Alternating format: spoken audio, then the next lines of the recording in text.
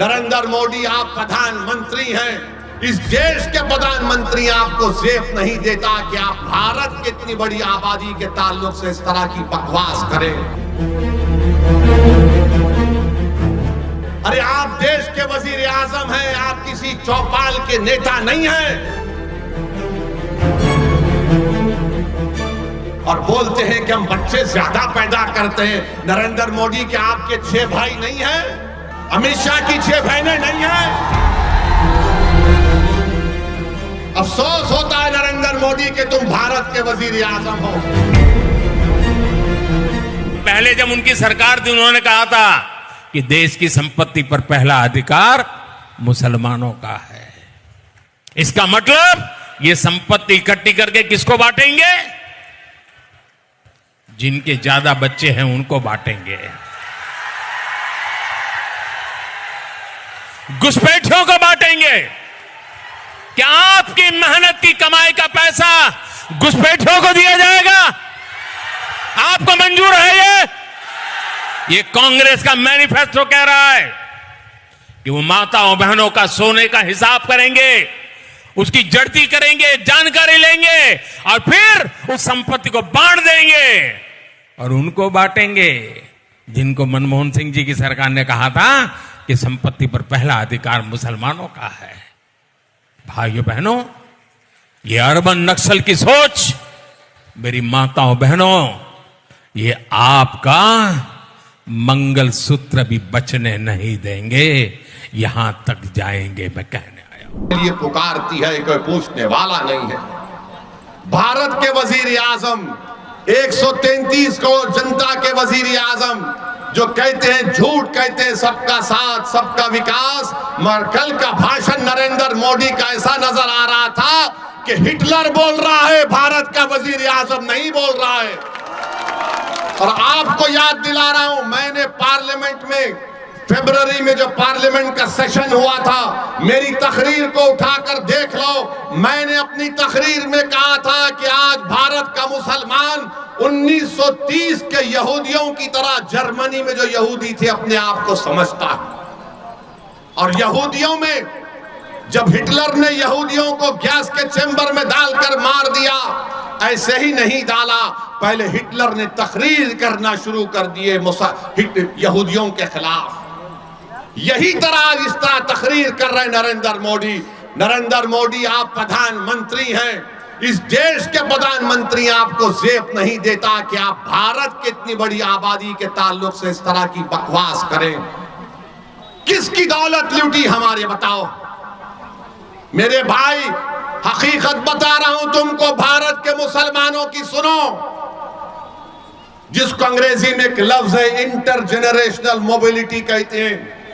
अगर मेरा दादा 100 रुपये कमा रहा था तो उसका पोता 110 रुपये कमाना चाहिए।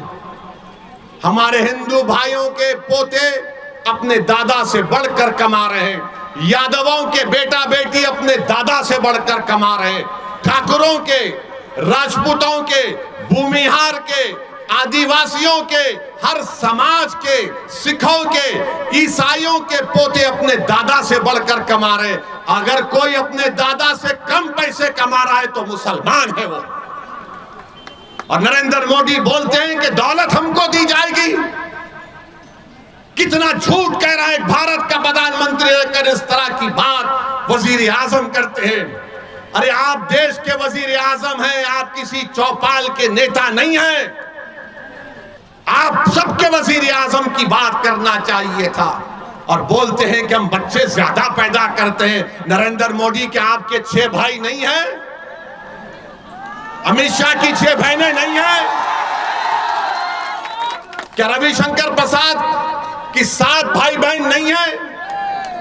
मगर दिखता कौन? मुसलमान ज्यादा बच्चे पैदा कर रहे हैं। अरे झूठ बोल रहे हो तुम। तुम्हारी गवर्नमेंट का आदादोशुमार डेटा कह रहा है कि मुस्लिम हमारी बेटियों का जो फर्टिलिटी रेट है उसमें कमी आई है।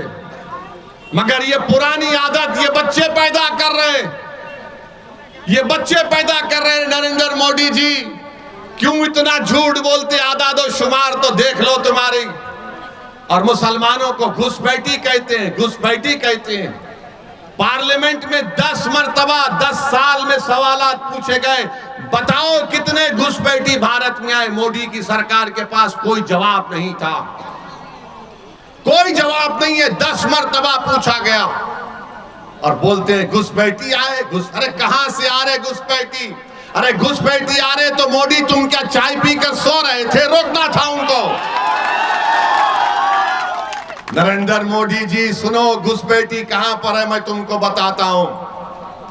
लद्दाख में 2000 स्क्वायर किलोमीटर पर चाइना की फौज भारत की जमीन पर कब्जा करके बैठी है। अरे मोदी तुम में दम है तो बोलो चाइना के खिलाफ।